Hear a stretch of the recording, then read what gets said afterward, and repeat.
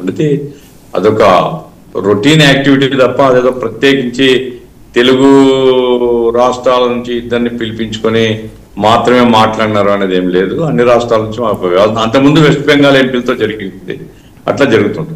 ఒకటి. రెండవది వాళ్ళ పార్టీ వాళ్ళతో ఏం మాట్లాడినారు అనేది మన చర్చనీయాంశం కాదు, ఎందుకంటే అదే పార్టీ ఇంటర్నల్ అఫేర్. కానీ బయటకు వచ్చినటువంటి అంశం ఏంటంటే జగన్ పట్ల ఇక్కడ ఎంపీలు మెతగ్గా ఉన్నారని కాస్త కఠినంగానా మరి భాష ఏమో గాని అట్లా వ్యవహరించాలని చెప్పినట్లుగా పత్రికల్లో వచ్చింది. కానీ నేను చెప్పేది ఎంపీలు కాదండి, నరేంద్ర మోడీ గారే సాఫ్ట్ కార్నర్ ఉన్నారు వైసీపీ పట్ల. అమిత్ షా గారు సాఫ్ట్ కార్నర్ గా ఉన్నారు. కేంద్ర ప్రభుత్వము ఇటు చంద్రబాబు నాయుడు గారిని అటు జగన్మోహన్ రెడ్డి ఇద్దరిని రెండు వైపులో పెట్టుకొని నడవాలని ప్రయత్నం చేస్తుంది. అనేక ఉదాహరణలు ఉన్నాయి దానికి. ఇప్పుడు మద్యం కేసు ఉంది, ఈడీ ఏం చేసిందండి? ఈడీ జోక్యం చేస్తున్నా బాగా గొడవ అయింది. ఏమైంది? ఈడీ వాళ్ళ పురేందేశ్వరి ఆమె పార్టీ అధ్యక్షురాలుగా ఉన్నప్పుడు హోమ్ మినిస్టర్కి పోయి మొత్తం రిప్రజెంట్ చేసింది ఈ నగదు ట్రాన్సాక్షన్స్ లో. తర్వాత ఈ జే బ్రాండ్ దాని మీద ఇట్లాంటి దానిల మీద అప్పటికి సప్లై చేసే దానిలో లంచాలు అవి తెలియవు, కానీ నగదు ట్రాన్సాక్షన్స్ జే బ్రాండ్స్ మీద ఆమె కంప్లైంట్ చేసింది కల్తీ మద్యం మీద. ఏం యాక్షన్ తీసుకున్నారు? ఇప్పుడు ఆమె ఎంపీ. మరి హోమ్ మినిస్టర్ నిజంగా కఠినంగా వ్యవహరించాలంటే ఆ పాత ఫైళ్ళు దుమ్ము పట్టినట్టు తీసేస్తే అయిపోయాయి కదా, కథ క్లోజ్ అయిపోతుంది కదా. అట్లాగే సిబిఐ కోర్టులో కేసులు నడుస్తున్నాయి, అతి లేదు గతి లేదు. కాబట్టి బీజేపీ కేంద్ర ప్రభుత్వము వైసీ పట్ల సాఫ్ట్ గా ఉంది అనేటువంటిది నేను గతంలో చెప్పాను, ఇప్పుడు చెప్తున్నాను. ఆ రకంగా వాళ్ళు సాఫ్ట్ గా ఉండి ఎంపీలు మీరు కఠినంగా ఉండాలంటే అప్పుడు రెండు ముఖాలు అనుకోవాలి మనం. నాలుగే ఒకటి చెప్పేది ఒకటి అని అనుకోవాలి మనం. ఏమైనప్పటికీ నేను నా పాయింట్ ఏమంటే సార్, వాళ్ళు జగన్ గారితో ఎట్లుంటారు, వాళ్ళ పార్టీ ఎట్లుంటారు అనేది వాళ్ళ ఇంటర్నల్ అఫేర్. బట్ ప్రజలు అనుకుంటున్నది ఏమంటే కేంద్ర ప్రభుత్వం సాఫ్ట్ గా ఉంది కాబట్టి ఈ కేసులు ఏవి కొలిక్కి రావడం లేదు. ఇప్పుడు వివేకానంద రెడ్డి కేసులో ఏమన్నారు? తెలుగుదేశం తరఫున చర్చలకు వచ్చిన వాళ్ళు ఆ రోజుల్లో డిబేట్లలో అయిపోయింది, తాడేపల్లి ప్యాలెస్ తట్టబోతున్నాం అన్నారు. కట్టినారా? అమెరికాలో కేసు రిజిస్టర్ అయింది అదాని పేరు మీద. అదాని 1750 కోట్ల రూపాయలు ఆంధ్ర రాష్ట్ర ప్రభుత్వంలో హైయెస్ట్ అథారిటీకి ఇచ్చినాను అనేది ఆయన అంగీకరించాడు. హైయెస్ట్ అథారిటీ ఎవరు అనేది వెతకాలనే ఆలోచన కేంద్ర ప్రభుత్వానికి లేదు, రాష్ట్ర ప్రభుత్వానికి లేదు, కూటమికి లేదు. కూటమికి లేదంటే కేంద్రం నుంచి డైరెక్షన్. మూడవది కల్తీ మద్యం కేసులో, కల్తీ మద్యం కాదు సారీ, ఆ మద్యం కుంభకోణం కేసులో తాడేపల్లి బంగ్లా చేరుతాం అన్నారు.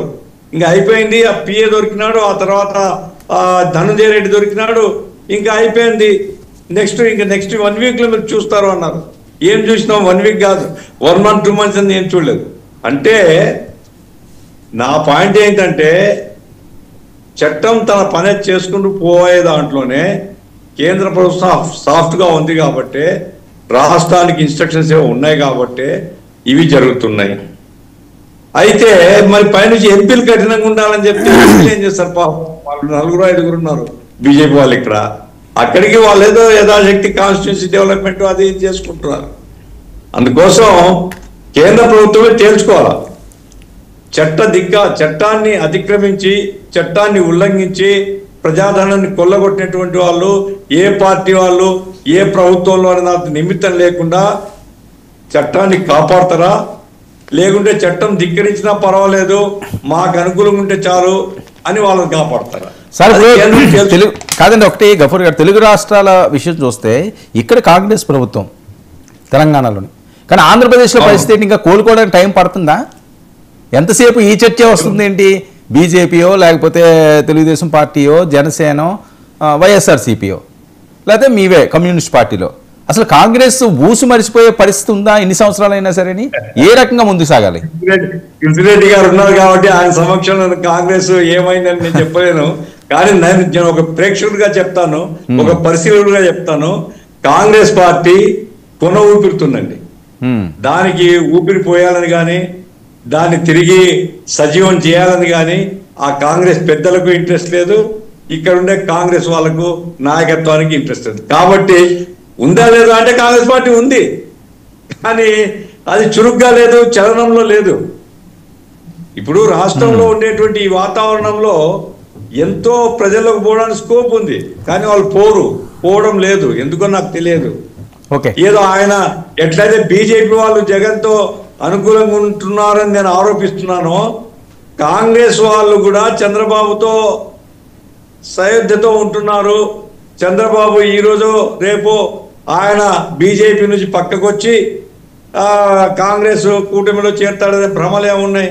లేదు సార్, కాంగ్రెస్ కి వ్యతిరేకంగా పుట్టిన పార్టీ కదా, రిస్క్ చేస్తారా? గతంలో చేసి దెబ్బతిన్న పరిస్థితి తెలియదా మీకు? చేస్తారు కదా సార్, అదే అప్పుడు దెబ్బతిన్నారు కదా. 15 సంవత్సరాల కూటమికి ఫిక్స్ చేసేసినారా? 30 సంవత్సరాలు చేసినారా? వెళ్ళిపోయా. ఇప్పుడు 15 సంవత్సరాలు మేమే అంటున్నారు. కాబట్టి కాంగ్రెస్ పార్టీ 15 సంవత్సరాల తర్వాత అయినా ఏమైనా ఎదురు చేస్తారేమో నాకు తెలుసు. కాంగ్రెస్ పార్టీ రాష్ట్రంలో ఉండేటువంటి ఈ శూన్యతను భర్తీ చేయడానికి వాళ్ళు ఎంతో కదలడానికి స్కోప్ ఉంది, కదలడం లేదు.